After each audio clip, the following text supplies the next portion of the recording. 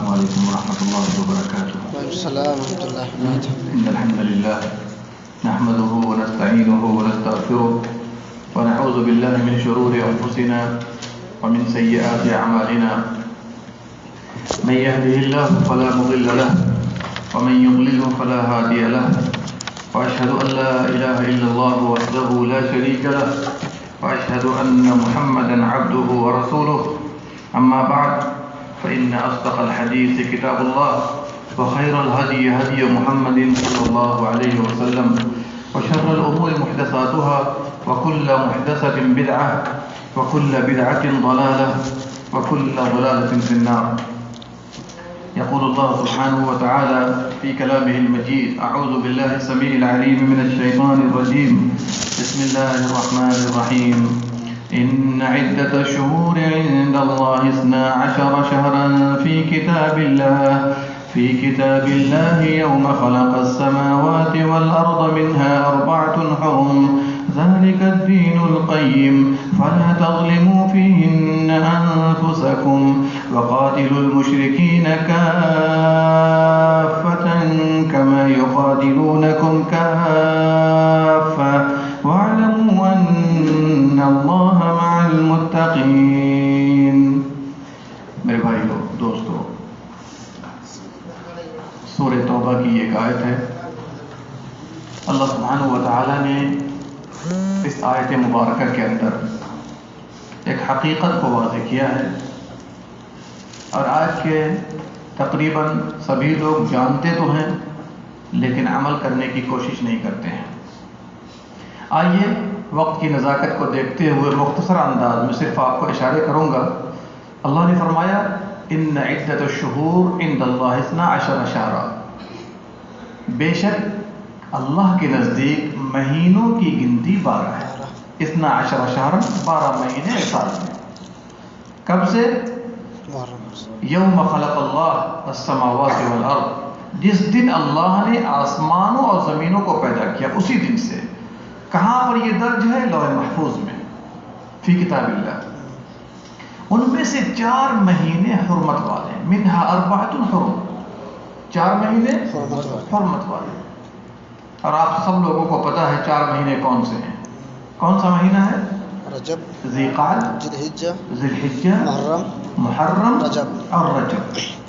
علماء نے لکھا ہے کہ ان 4 مہینوں کو حرمت والا بنانے کا مقصد کیا تھا.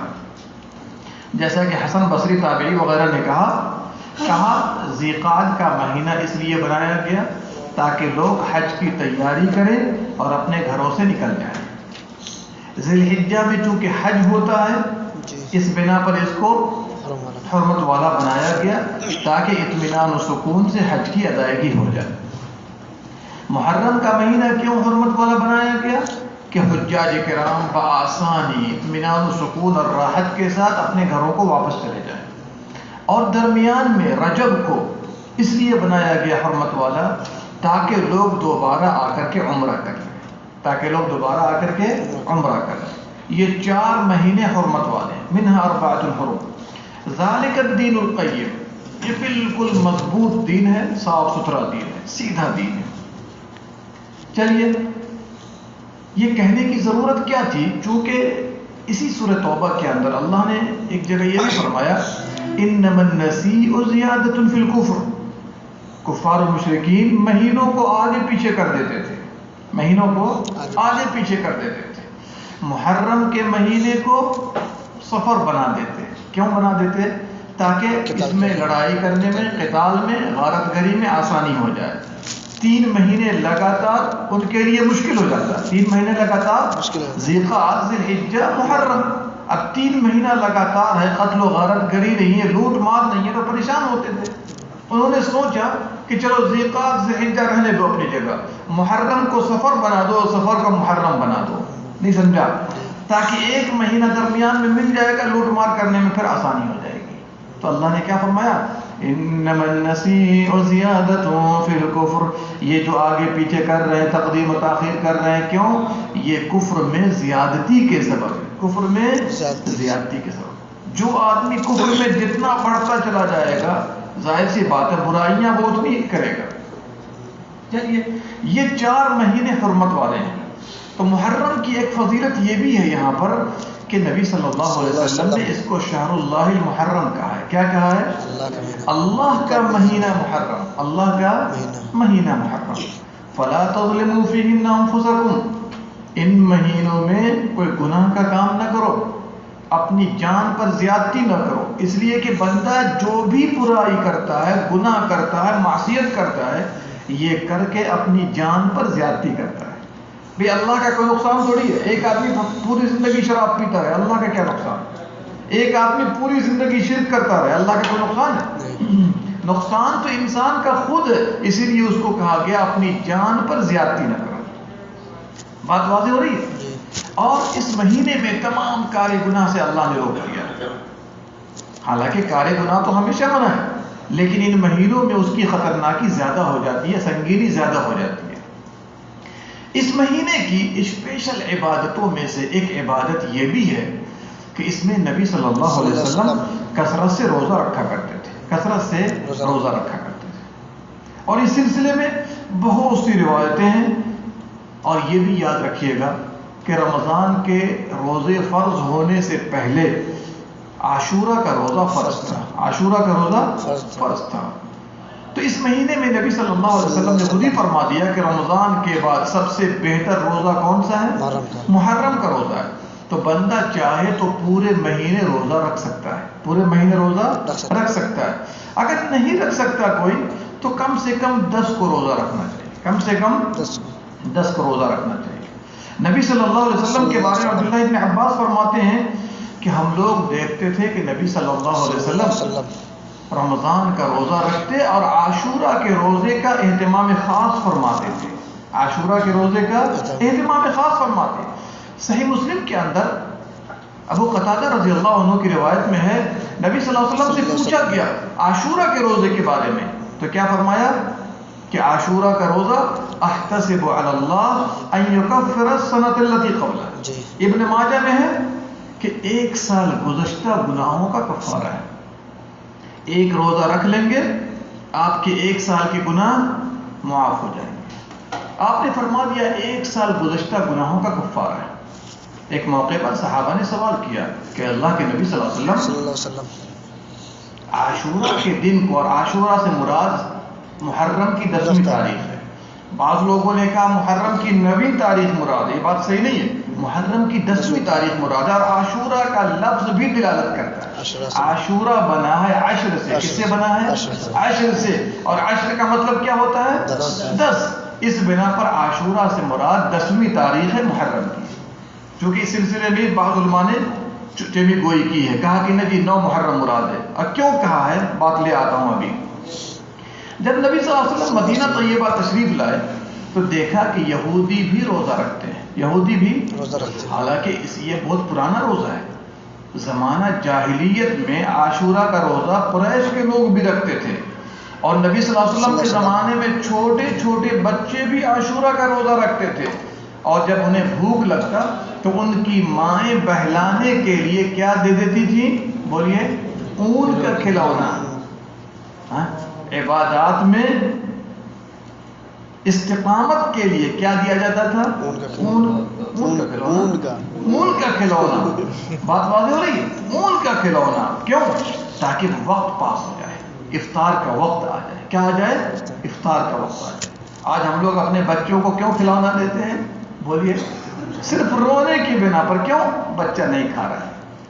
حالانکہ کھلانے کی بنا پر جو آپ نے ایسا کیا ہے، اگر یہی عبادات کی بنا پر دے دیتے کہ چلو فجر میں اٹھو 1 ریال لے لو، اللہ اکبر، اسی 1 ریال کے ذریعے اگر وہ فجر کی نماز کا اہتمام کرنے لگے تو باذن اللہ تعالیٰ اس کے آگے کی زندگی کے لیے بہت مفید ہے. چلیے بات لمبی ہو جائے گی. تو صحابہ کرام نے سوال کیا کہ اللہ کے نبی صلی اللہ علیہ وسلم، یہودی لوگ اس دن کو عید مانتے ہیں چونکہ موسیٰ علیہ السلام کو اللہ نے نجات دی اور فرعونیوں کو غرق کر دیا، تو بہت خوشی کا دن ہے ہمارے لیے بھی ان کے لیے بھی. لیکن وہ لوگ اس کو عید مانتے تھے. اور عید کس نام سے جانتے تھے؟ عید الفصح. عید الفا صاد حا فصح. فصح کہتے ہیں غلامی سے نجات کی عید. غلامی سے نجات کی عید. تو صحابہ اکرام چونکہ نبی صلی اللہ علیہ وسلم کے مزاج سے واقف تھے، یہود کی ہر چیز میں مخالفت کرتے تھے، نصارہ کی مخالفت کرتے تھے، تو انہوں نے سوال کر دیا کہ وہ عید کا دن مانتے ہیں تو آپ اس سلسلے میں کیا کہتے ہیں؟ پیارے حبیب صلی اللہ علیہ وسلم نے فرمایا لئن عشت الی قابل، اگر میں آئندہ سال زندہ رہا لأصومن التاسع، کیا کہا؟ لأصومن التاسع، میں نبی تاریخ کا بھی روزہ رکھوں گا. بھی لگا دیجیے، نہیں سمجھا؟ جو لوگ عاشورہ کو 9 تاریخ مانتے ہیں وہ اسی سے دلیل لیتے ہیں. کیا کہتے ہیں؟ آپ نے کہا کہ میں 9 کا روزہ رکھوں گا، اس کا مطلب 10 کو آپ نے کینسل کر دیا. 10 کو آپ نے، حالانکہ کتنی بڑی غلط فہمی ہے. 10 اصل تو عظمت 10 کی ہے، اس لیے کہ موسیٰ علیہ السلام کو اللہ نے اس دن نجات دے دی. اب آپ 10 ہی کو غائب کر دیجئے گا تو اس روزے کی کوئی وقت نہیں رہ جائے گی. نہیں بات سمجھ میں آئی؟ اس لیے عبداللہ بن عباس رضی اللہ عنہما کا فرمان ہے تم لوگ 10 تاریخ کے ساتھ 9 کا بھی روزہ رکھو. اور ایک روایت میں بہت ڈھونڈ کر کے نکال کے ایک عالم کو دیکھا تھا جو نہیں مان رہا تھا، میں نے اس کو دکھایا کہ دیکھو نبی صلی اللہ علیہ وسلم سے بعض الفاظ میں ثابت ہے کہ 10 کے ساتھ 9 کا بھی روزہ رکھو. تو بہتر یہ ہے کہ 10 کے ساتھ کون سا روزہ رکھا جائے؟ 9 کا. اگر کوئی 9 کو نہ رکھ سکا، کسی مجبوری میں یاد نہیں رہا، کوئی بتانے والا نہیں ملا، تو 10 کے ساتھ 11 کو رکھ لے تاکہ یہود کی مخالفت ہو جائے، یہود کی مخالفت ہو جائے. اور اگر کسی کے پاس اس کی بھی طاقت نہیں ہے تو کم سے کم 10 کا روزہ رکھنا چاہیے. یہ بات واضح ہو گئی. اور پھر آپ کو تو پتہ ہے محرم کے مہینے سے ہجری تاریخ کا آغاز ہوا، اس لیے کہ عمر فاروق رضی اللہ عنہ نے مشورہ کیا صحابہ کرام سے. تو عمر فاروق، عثمان اور علی رضی اللہ عنہم، ان سبوں نے یہ بات کی اور بات کو رکھ دیا کہ محرم سے سال کا آغاز کر دیا. اور میں کہتا ہوں اگر کہیں پر سخت مجبوری نہ ہو تو انسان کو چاہیے اپنے اسلامی تاریخ کا لحاظ کرے. کس کا لحاظ کرے؟ اگر کہیں پر مجبوری ہے کوئی بات نہیں، لیکن ہمیں محبت ہے کس تاریخ سے؟ اس لیے کہ یہ ہماری تاریخ ہے. اور جو لوگ صرف انگلش کو مانتے ہیں، صرف انگلش کے پیچھے رہتے ہیں، میں کہتا ہوں یہ کرسچنوں کی تاریخ ہے، محمد صلی اللہ علیہ وسلم کی تاریخ نہیں. ہمیں فخر ہونا چاہیے ہجری تاریخ کے اوپر، نہ کہ عیسوی تاریخ کے اوپر. سبحانہ و تعالی ہم تمام کو سننے سے زیادہ عمل کرنے کی توفیق دے اور ہر طرح کے بدعات و خرافات سے دور فرمائے، اور باری تعالی ہم سب کو سیدھے راستے پر گامزن فرمائے. آمین یا رب العالمین. اللہم صلی علی نبینا محمد وعلی آلہ وصحبہ اجمعین.